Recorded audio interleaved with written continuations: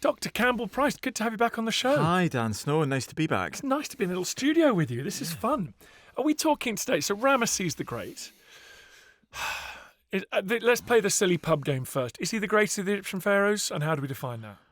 Yeah, how do you define it? I mean, as you know, Dan, I'm a big fan of Queen Hatshepsut, female pharaoh. I think she did lots that maybe Ramesses II benefited from. But he's only number 2 out of 11 kings called Ramesses, and he's definitely the greatest of those. Okay, there you go. Well, good answer.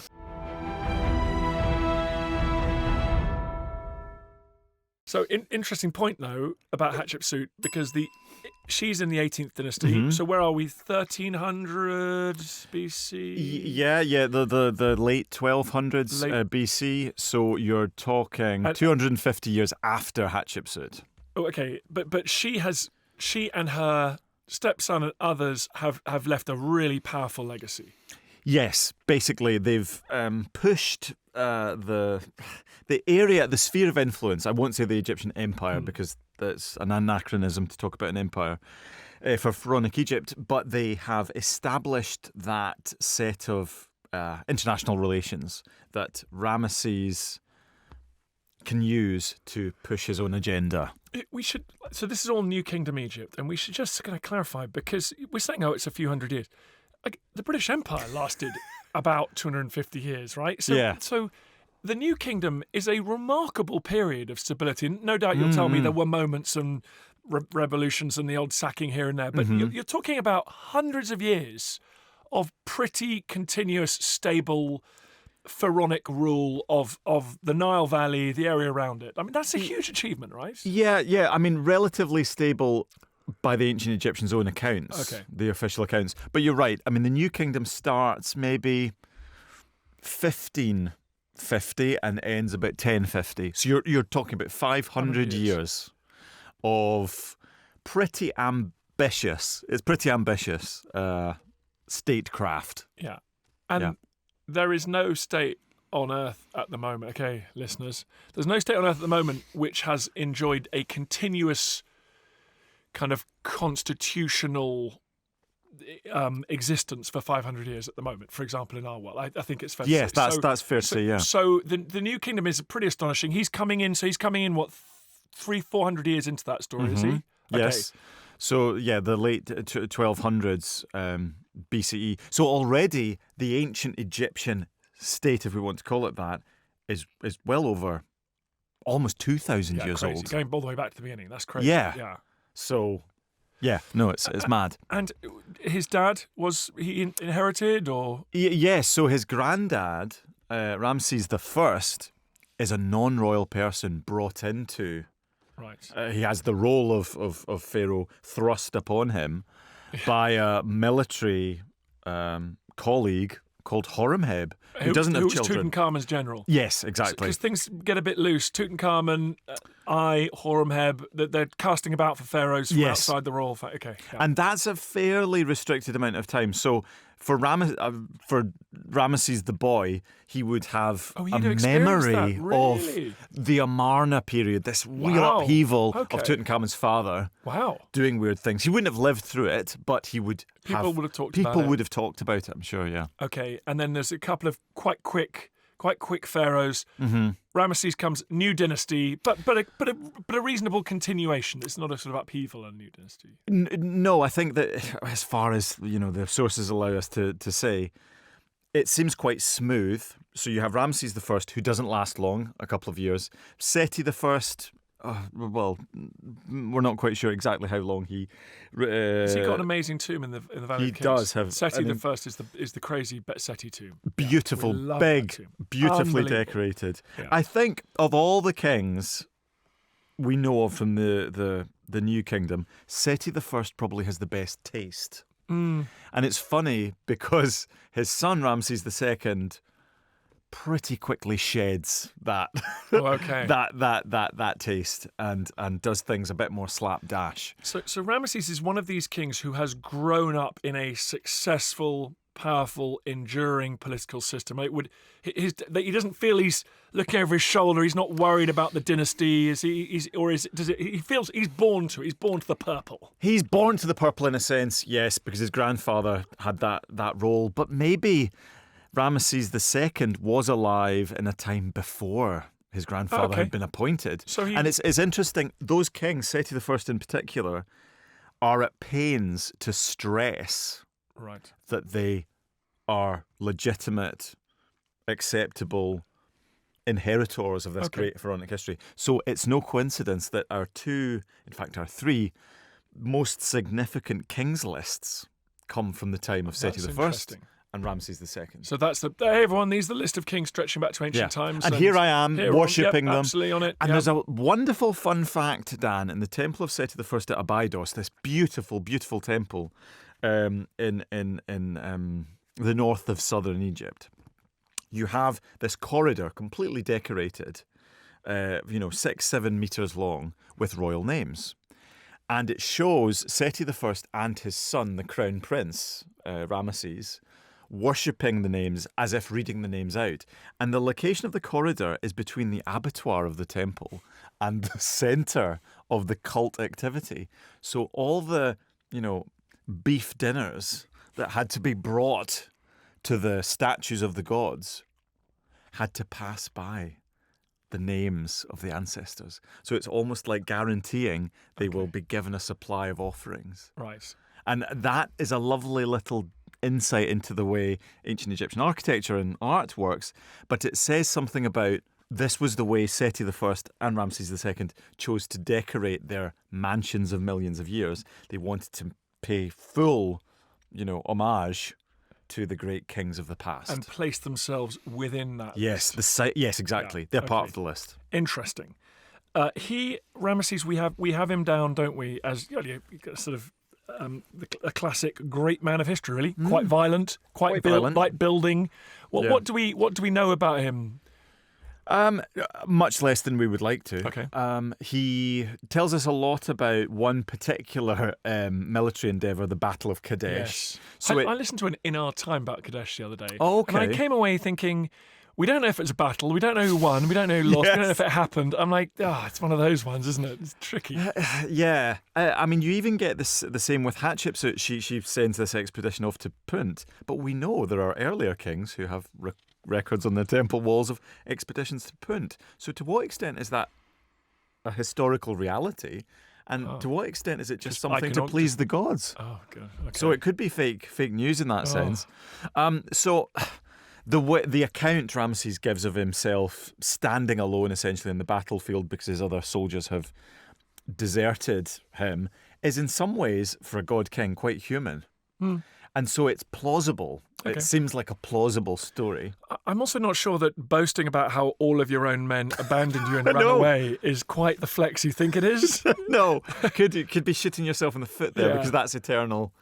You're just a bad leader. Yeah. So there's and that's in what up towards Lebanon. Where is Kadesh? Remind me. Up to what we would call the Levant now. Yeah.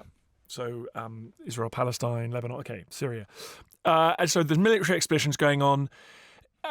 Is Egypt under threat? Are these expeditions against sort of existential enemies, or are they raiding expeds? Is he just aggrandizing his own? There's some sense, perhaps, in which the great kind of victories of Thutmose III, for example, Hatshepsut's stepson, nephew, have the kind of frontiers have receded with time. So Akhenaten doesn't seem so interested in, although he still keeps up pretty strong diplomatic correspondence with different neighbours. So there's a sense in which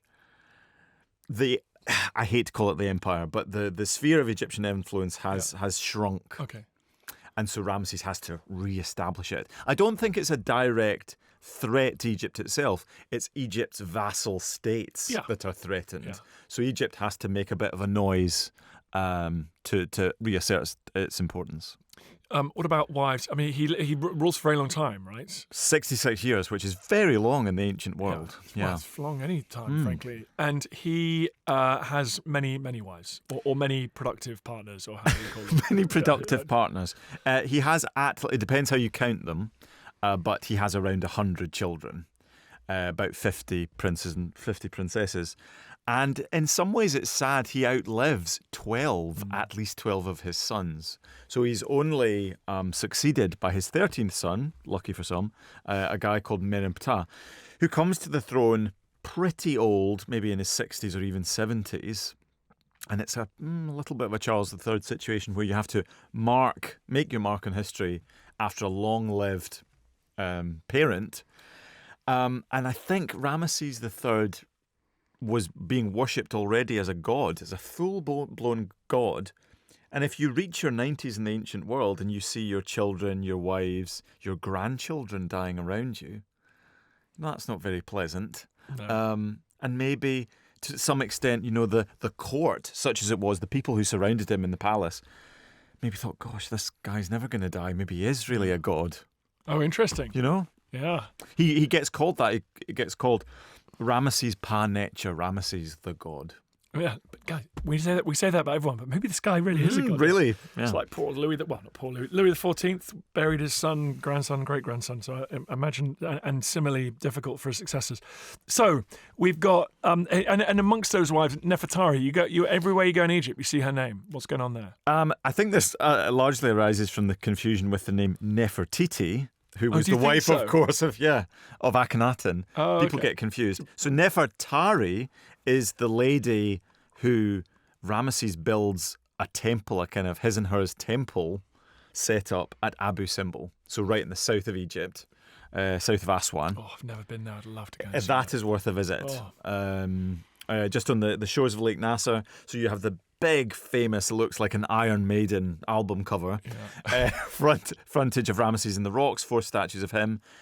But he is being worshipped there as a god himself. It's like a divine avatar of himself.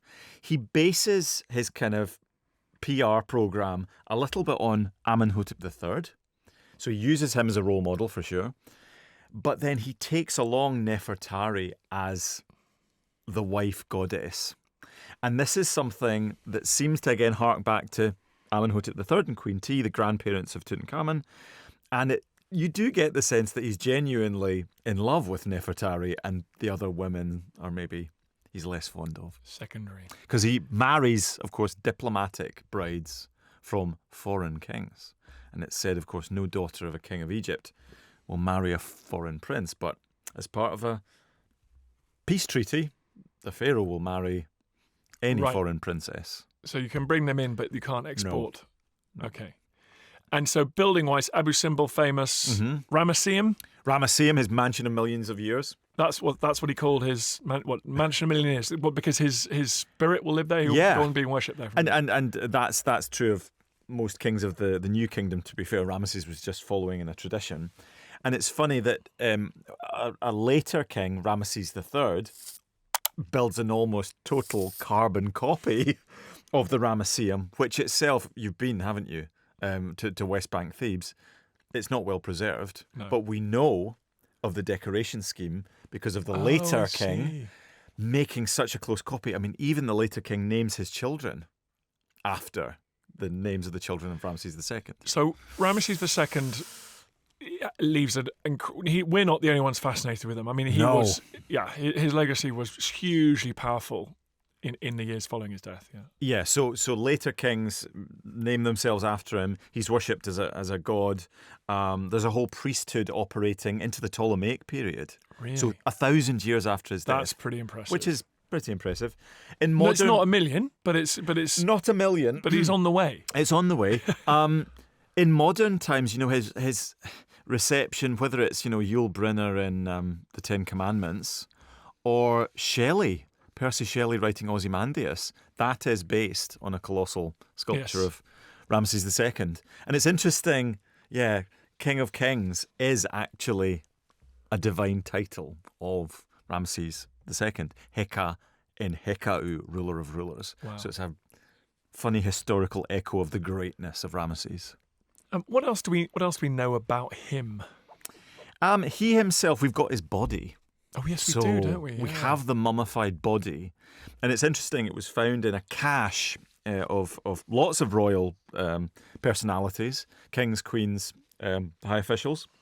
And amongst that group, the best coffin is reserved for, all the coffins are reused, but Ramesses II really has the nicest. So even when they've taken his body out of his tomb for safekeeping, because it was in another tomb in the Valley of the Kings, wasn't it? It was moved around. It was like musical chairs. So as the wheels are falling off at some stage later, the valley's what presumably threatened. Yeah, they're moving some of the best people. They're sort of trying to hide people like Ramesses. So even those later people are sort of, even within the cache, even within that kind of rescue mission, they're like, obviously give Ramesses II the nicest tomb. Okay, that's really yes, he gets the nicest coffin, and it's interesting that the stripping of the gold is not just a fear of robbers; it's the state itself funding current military expeditions. Yes. We should. Yeah, the good point. So it's not necessarily bandits from outside. No. It's the state melting down the valuables. Yeah. Oh, we're doing this, out of this great sense of piety for great kings of the past. We're also just pocketing all the gold that we've found in the process of doing the rewrapping. Right. Exactly. But Ramesses II,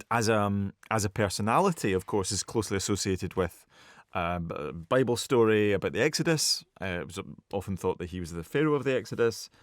Is there any truth? Well, it's difficult to say, to be honest. Some will say it's Ramesses II still. But do we know about the historicity of Jewish people in Egypt at the time? There are attestations, of course, of Jewish settlements in Egypt, and there are other historical echoes with groups like the Hyksos, who we know, were expelled from Egypt. Okay, So there may be a folk memory there that does relate to the Exodus narrative. But I think Ramesses II, in a way, gets a bad press because he seems to be artistically a bit slapdash. The jury's out on the Battle of Kadesh, and he's painted as a bit of a tyrant. We don't know that. We don't know either way. But and there's no evidence that he mistreated a group of Jews who then not travelled. Definitively, no. But I don't know really honestly what that evidence would look like in the archaeological record. Yeah. The word Israel appears for the first time in the reign of his son, so the concept of groups with biblical names is happening around that time. He has, though, I should say, my favourite thing about Ramesses II is not him himself, but he's great. He has a son, his fourth son, who in the list of the great sons in the temples, when they're shown, all the sons are shown with kind of military apparel, and the fourth son is shown with a big bunch of flowers. And this is a guy called Khaim Wasit, and he is often called the first Egyptian Egyptologist because he goes around excavating and restoring the pyramids. So he does it ostensibly in the name of his dad, so he puts the name of Ramesses II on the casing stones of pyramids, which, remember, originally were blank. So you can imagine a situation, reign of Ramesses II, and Ramesses put his name on everything, every available space, every old statue gets updated with his facial style and his name. So you could imagine wandering along, maybe going hunting in the desert, and seeing this massive, expansive stone and thinking, that's an area I could be putting my own name on. Yeah. Isn't that funny? Lost opportunity here. The kings of the past, lost the opportunity to aggrandise themselves. So there's a sense of Prince Khaim Wasit going around, researching the past, labelling the pyramids, and then he himself is something of a culture hero by the Ptolemaic period. He features in one of the first ever ghost stories one of the best ghost stories we have from ancient Egypt, of a reanimated mummy. So the whole story of the mummy and the Hollywood story filtered through kind of Gothic horror comes from the character of this scholar prince who goes in search of this lost knowledge in a tomb, and the spirits of the dead come and haunt him. And so by the New Kingdom, you've got 2,000 years now, stretching back to the pyramids being built. Yes. Slightly less, but yeah. What they'd already been looted? Yes, yeah. They've been got into. Right. Yeah. And so, but is the landscape littered with, I mean, this is a stupid question because, of course, it's littered with ancient Egyptian buildings, like the British landscape is now littered with British buildings, but temples, I mean, as you like, Abu Simbel, the various mansions of a million years. I mean, just littering the banks of the Niles, along in certain places. Yeah. So again, Ramesses gets a little bit of a bad reputation for recycling on such a big scale. Now, bearing in mind he's got 66 years and he definitely exploits quarries for extracting new building material, there is something very deeply meaningful about putting the name of the current king on the statue of an ancient king, because no kings look like the faces of the statues. They're timeless, generic images of godliness. So Ramesses adding his name onto the sculpture of one of his predecessors is a way of just kind of tapping into that ancient sense of kingship. And although we might be quite dismissive of it, wham bam, thank you Ram, just wants to put his name everywhere, I think he's more sensitive than that. And it's interesting at the Great Sphinx. So the Great Sphinx is over 1,000 years old by the time Ramesses comes along.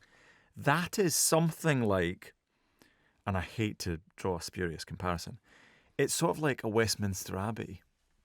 It's the place you go. I'm not saying the ancient Egyptians performed coronations as we might understand them, but it's a place you go to have the sense of history confer and confirm your kingship.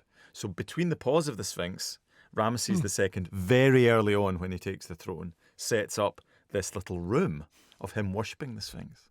And it's almost like the Sphinx, or the god incarnate of the Sphinx, says to every new king, right, you are okay, you can be the Pharaoh of Egypt. And that you talking about that makes me think why we all have heard of Ramesses II, because he had decades and decades and decades, put his name on everything. So if Egyptologists in the 19th century, every time you look anywhere, you see Ramesses cartouche. Yeah. Usar Matra, Setipenra, Ramesses II. Boom. It's on, and it's one of those little symbols. You're always stumbling at, and I guess it took people a while to then. Initially, in the 19th century, they must have thought Ramesses literally did build everything. Yes. Okay. Yeah. And I think it was only when Egyptology maybe became a little more critical that they realised some of those names are later kings copying the name of Ramesses II. Okay. And then, yes, Ramesses II himself putting his name on older structures and sculptures.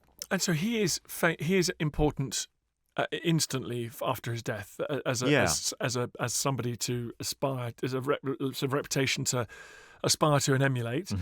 And does that remain? I mean, do the Romans know about Ramesses? Do medieval kings in Europe? Do the Arabs? I think in popular accounts that were collected by the time of Herodotus or Manetho. So Manetho is this great Egyptian priest historian who kind of legitimizes the early Ptolemies. Okay. So he's trying to collect Egyptian history. But like I said, you can go to an Egyptian temple, and as long as you can read hieroglyphs, there are lists of kings. So Manetho, being able to read hieroglyphs, would of course have known who Ramesses II was.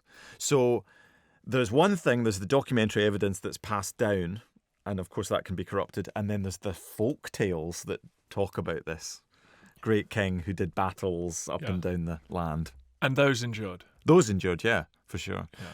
And, Champollion, the French decipherer who cracked the code using the Rosetta Stone for that established this kind of Western idea of control of Egyptology, that sense of being able to read the name of Ramesses II, you get that feeling of him just going around and for the first time in so long reading the name again and again and again and again and again.